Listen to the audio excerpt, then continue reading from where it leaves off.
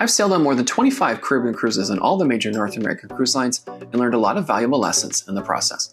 From where you embark on your ship to what ports you visit and how to book your excursions, there are a lot of decisions to make when you're planning a trip in the sun, and it's easy to make a mistake that can break the bank or sink your vacation, or both. In this episode of The Chill Cruiser, I'll share the 22 lessons I've learned to help you plan a memorable and worry-free Caribbean cruise.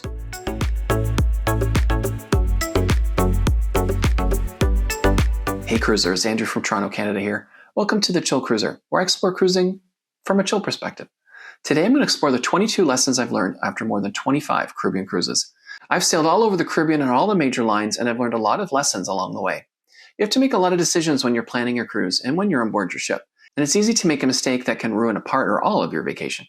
I've made all the rookie mistakes in the book, so you don't have to. I've fallen for the scams, overpaid for excursions, and almost missed the ship because of poor planning. So I've discovered a lot of tips and tricks along the way. Before I dive in, let's take a quick look at the geography of the Caribbean. Most ships depart from southern or central Florida or San Juan. Shorter cruises usually visit destinations like Key West, Nassau, and if you're lucky, the cruise line's private island. Most 6 or 7 day cruises departing from Florida will go to either the Eastern Caribbean, visiting ports like St. Thomas or St. Martin, or the Western Caribbean with ports like Cozumel and Grand Cayman. Cruises departing San Juan or longer cruises from Florida stop in the ABC Islands in the Southern Caribbean, which are Aruba, Bonaire, and Curacao. Again, if you're lucky, your cruise will also stop at the cruise line's private island on the way to or from these ports. I'll explain why I say you're lucky to stop at a private island a little later. There's a lot to cover, so I'll break my lessons down according to categories like ships, embarkation ports, and excursions, but I'll start with seasons.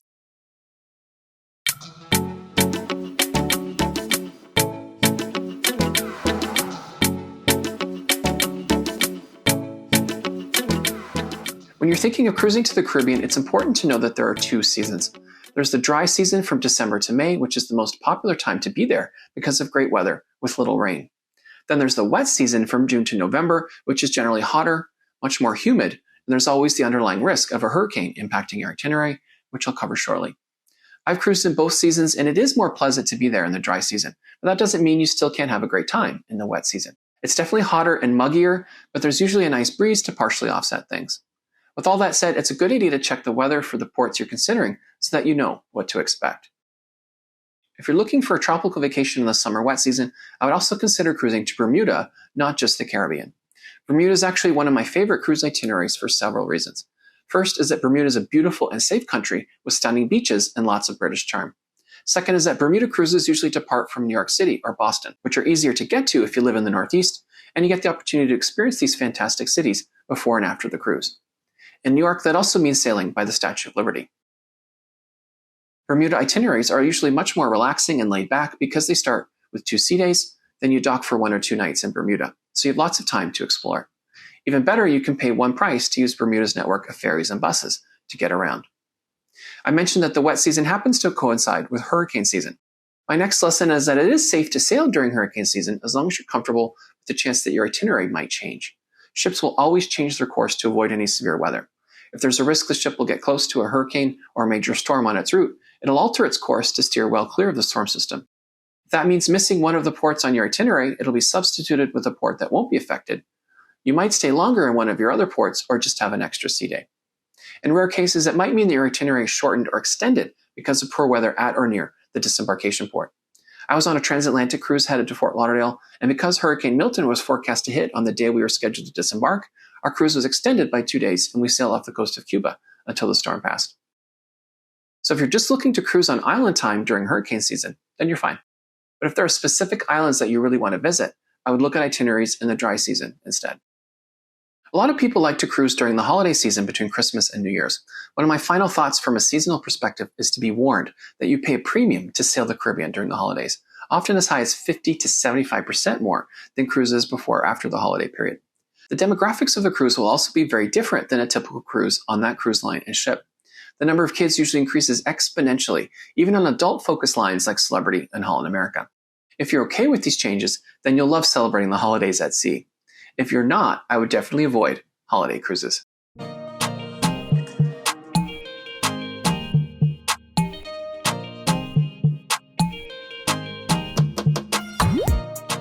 Okay, so you've chosen the time of year you want to sail. Next is figuring out which cruise line and ship to sail on. These are topics worthy of their own videos, but I'll cover some of the big themes to be aware of in this area because every cruise line and ship is very different, and you spend a lot of time with them on your vacation. My next lesson is to choose the vibe you're looking for on your cruise. Most North American cruise lines fall into two categories: family resort or premium. Royal Caribbean and Norwegian are family resort lines that appeal to the thrill seekers of all ages, with big water slides and amusement park attractions. Royal strikes more of a balance for amenities for kids and adults, while Norwegian dedicates much more of its upper deck real estate to attractions for the young at heart, like go-karts, and can feel more crowded at times. Carnival is sort of in the middle, with newer ships offering features like a roller coaster, but most of their older ships are more traditional, with small water slides and kids' water parks. MSC is a discount hybrid of all these lines with some beautiful ships and a mix of all amenities, but they can be very crowded and you need to pay for more things like orange juice after breakfast.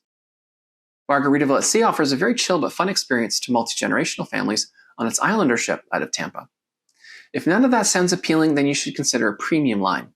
Virgin Voyages is for adults only, with a huge focus on fun and wellness. Celebrity and Princess are adult-oriented with more real estate dedicated to resort-style amenities like pools. Holland America is similar, but on smaller ships with a much more laid-back vibe, where the nightlife shuts down at around 11 p.m. most nights.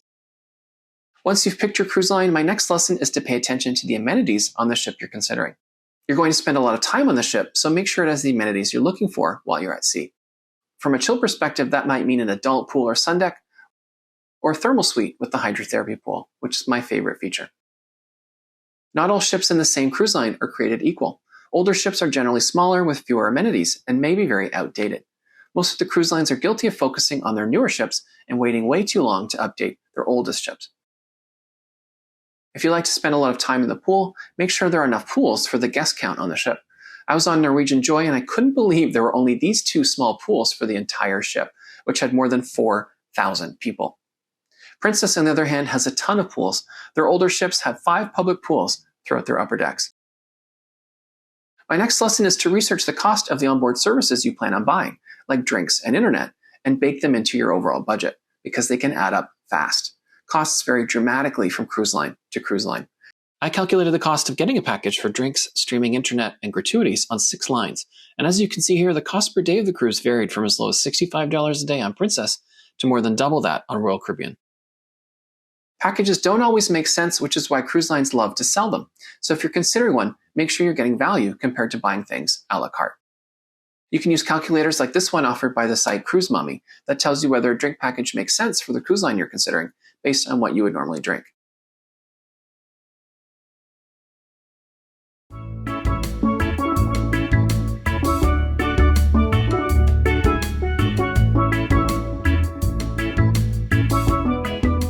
Let's move on to embarkation ports, which can have a big impact on your overall experience. I've sailed out of all of the main embarkation ports in the Caribbean, from Fort Lauderdale to Port Canaveral and San Juan, and the experiences were very different. Fort Lauderdale is a massive port that's a short drive from the airport, and most times embarking and disembarking from there has been very smooth. I can't say the same about Port Canaveral, which is 45 minutes from Orlando Airport, and looked like this when I was embarking for a Norwegian cruise in November 2023. The whole experience was a nightmare. We stood in line in the sun for over an hour before we could start the embarkation process. There was no water, no signs, and no staff directing people. It's the only port where I thought I was going to have to go to the bathroom in a parking lot. It was total chaos. This says as much about the port as it does for Norwegian, which also had 0 staff doing anything to help people navigate the madness. Miami's another port with modern terminals close to multiple airports, but traffic can be an issue and it can get stressful trying to get around. On one recent Virgin cruise, it took an hour to go 1 mile from the port entrance to Virgin's terminal. It took the same amount of time to get an Uber to leave the port a week later. So before you pick your cruise, do some research on the embarkation ports available before you pick one. Look at things like proximity to the airport if you need to fly in, and availability and cost of hotels and parking. After all of my experiences, Fort Lauderdale is definitely my preferred port. San Juan is a good option too if you want to sail to Southern Caribbean ports that you can usually only access on longer itineraries out of Southern Florida. One other point about embarkation is to be careful with boarding times. Cruise line policies vary wildly, as does the accuracy of their posted embarkation schedules. Holland America usually starts checking people in at 10 or 10:30 a.m., but on their boarding pass they say don't come until noon. On the other hand, Virgin doesn't even start boarding until 2 p.m. You need to select a boarding window, and they're very strict about adhering to it. You line up according to your boarding window, and you can't enter the terminal until the window before you has gone. Once boarding has started, Norwegian and Celebrity haven't monitored boarding windows in my experience. On the few Carnival cruises I've done, there's been a massive lineup to check in, no matter what time I arrived.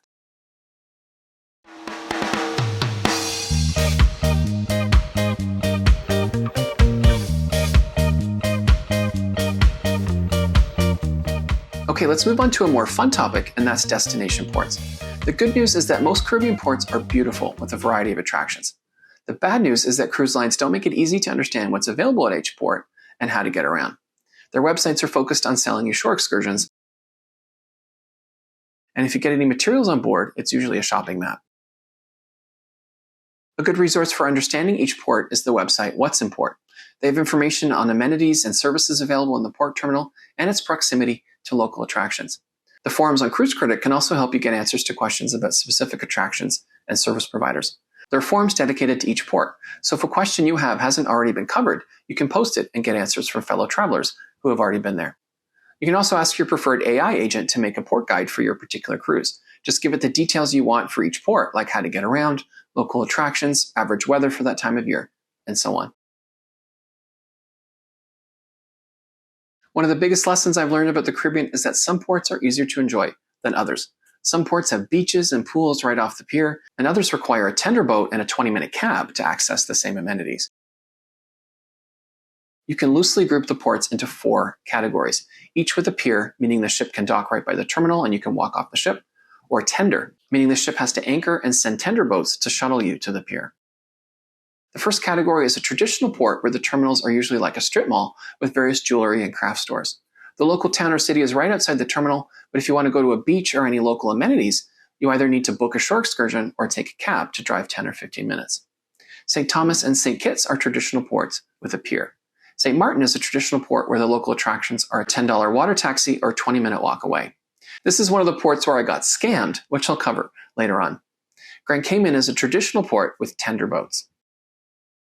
The next category is a resort port where resort-style amenities like pools and beaches are available right by the terminal. There's still usually attractions that you can enjoy that are cab or bus right away, but if you're just looking to lie on the beach or swim in the pool, they're right off the ship. Amber Cove, Grand Turk, and Costa Maya are examples of a resort-style port. Grand Turk is one of my favorite ports because the beach is right in front of the pier, and there's a large Margaritaville with a pool and a swim-up bar. The next category of Caribbean port is a cruise line private island. These are popular destinations because they bring all the amenities of a resort and amusement park, like water slides and zip lines, right to the ship's doorstep. Every major cruise line that sails to the Caribbean now has their own private island. There's a sort of arms race going on right now with private islands that Royal Caribbean started when it spent $250 million updating its private island, Perfect Day at Coco Cay. There are multiple beaches, 2 sports courts, a massive pool with a swim-up bar, a water park, and 2 premium beach clubs. Some of these amenities are included, and others, like the water park and beach clubs, require an extra fee. Carnival followed suit by opening Celebration Cay with similar amenities, and Norwegian is in the process of upgrading its private island, Great Stirrup Cay, and recently opened a pier so that tenders are no longer required. Disney has Castaway Cay, and MSC has Ocean Cay. I'll dive into some specific lessons about private islands in a moment. The final category of port is a container port where the ship docks in a commercial container port and a shuttle bus or a long walk is required to get to the terminal and port city. Luckily, there are only a few ports in the Caribbean like this, including Bridgetown, Barbados, Kingston, Jamaica, and the Woodridge Bay port in Dominica. Another important lesson learned from cruising the Caribbean is that some large ports have secondary piers that are located outside of the port city, which means it's not clear without doing some digging whether you'll be able to walk off the ship into town. In Cozumel, for example, the Punta Langosta terminal is right in the heart of the city, but there are 2 other piers that are located around 5 miles away, Porto Maya and the International Cruise Terminal. Punta Langosta's terminal does post a schedule on its website, so if your ship is listed on the day you're scheduled to visit, you know you got the prime docking spot. If it's not, you'll need to walk or take a cab. Another lesson I've learned about ports is that the number of ships in port can drastically affect your experience. I learned this firsthand after being in Grand Turk with 1 ship, and it was a very chill experience. But the next time I visited, there were 2 large ships in port, and it felt like a different port that was very crowded. The lineup just to see a host at Margaritaville looked like this, and we gave up after waiting 15 minutes. That's where the site What's in Port comes in handy because it links you to the port schedule for each port, so you can see exactly how many ships are scheduled to be in port for any given day, and whether there will be more in port on the day of the itinerary you're considering than normal.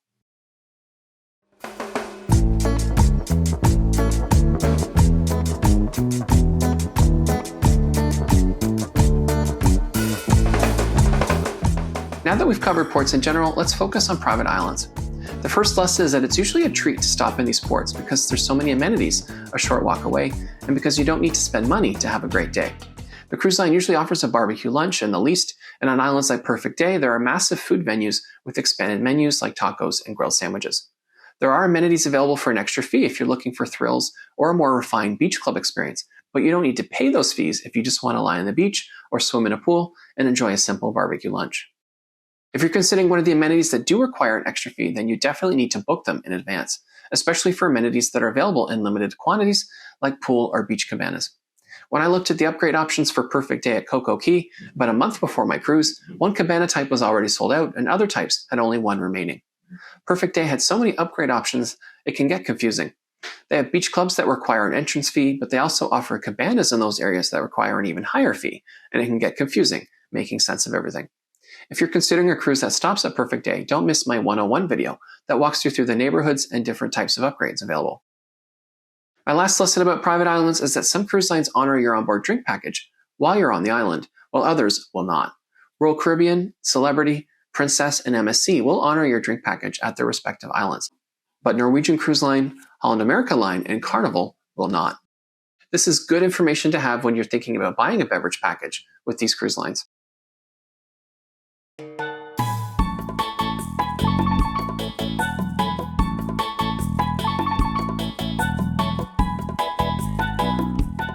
Okay, so let's move on to lessons I've learned about enjoying Caribbean ports. The first is to watch for scammers. On top of making sure your wallet isn't easy to grab, you also need to be on the lookout for scams.